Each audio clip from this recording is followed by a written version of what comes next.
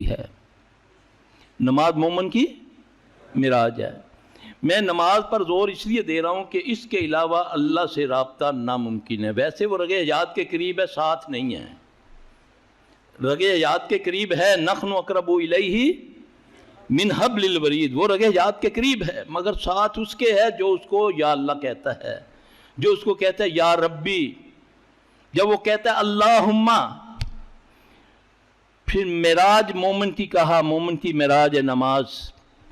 پھر کہا کہ تو مصیبت میں ہے، بے اولاد ہے، عزت نہیں ہے، ذلیل ہے، بیمار ہو، شفا چاہتے ہو، جو تمہیں چاہیے تمہیں دو کام کرنے پڑیں گے، جیسے میں نے خطبہ جمعہ میں کہا وَاسْتَعِینُوا بِالصَّبْرِ وَالصَّلَاةِ۔ اس کے علاوہ جو مرضی کر لو، تمہیں لمبے لمبے چلے پڑھائیاں دے دیتے ہیں مولوی پیر، ہیں جی یہ 1.25 لاکھ بار پڑھ لو، یہ بار کر لو، یہ بار کر لو۔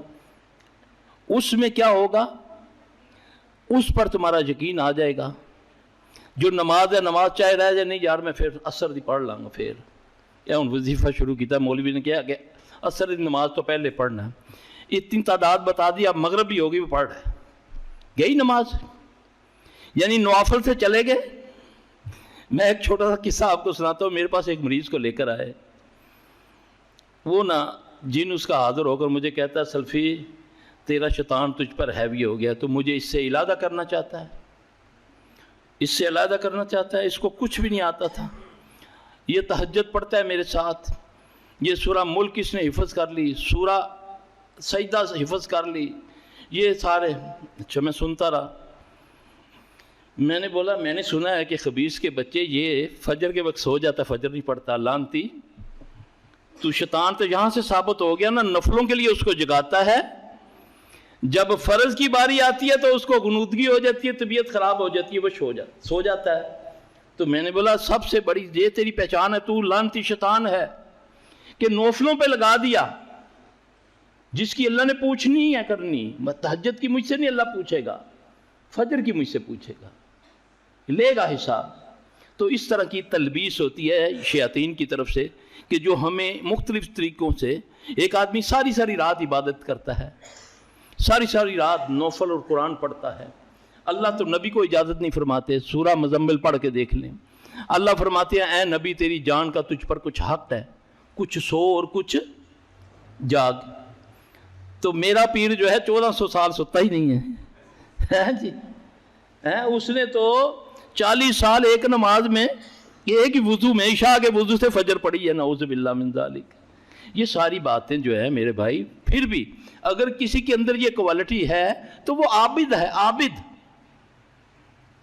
عابد کی عبادت کا مجھے کیا فائدہ؟ ایک آدمی عبادت کرتا ہے، سب سے پہلی بات تو یہ ہے کہ اس کو کیا پتا کہ اس کی قبول ہوئی ہے یا نہیں۔ نہیں جی انہوں نے بڑیاں محنتاں کیتی ہیں، بڑیاں عبادتاں کیتی ہیں، عبادتاں کیتی ہیں تو اپنے سے کیتی ہیں نا۔ جی ایک عالم کی موت سارے جہان کی موت ہے، عابد کی موت نہیں بولا۔ پوچھا یا رسول اللہ صلی اللہ علیہ وسلم عابد میں اور عالم میں کیا فرق ہے؟ آپ نے فرمایا جیسے ایک عام آدمی اور مجھ میں فرق ہے، یعنی کہ اتنا فرق ہے، عبادت کرنے والا اور ایک عالم۔ عالم کی نیند تمہاری عبادت سے بہتر ہے، عالم کی نیند بشرطے کہ عالم ہو۔ عالم کس کو بولتے ہیں؟ جو قرآن و سنت کے اوپر عمل کرتا ہے یا قرآن و سنت کی تبلیغ کرتا ہے، کہاوتیں، قصے، کہانیاں نہیں سناتا۔ اللہ ہمیں ان میں سے کر دے۔ میرا بھائی اللہ سے تعلق جوڑنے کا بہترین اور آسان طریقہ کیا ہے؟ وہ ہے نماز، اور نماز کو اس کے وقت پہ ادا کرنا۔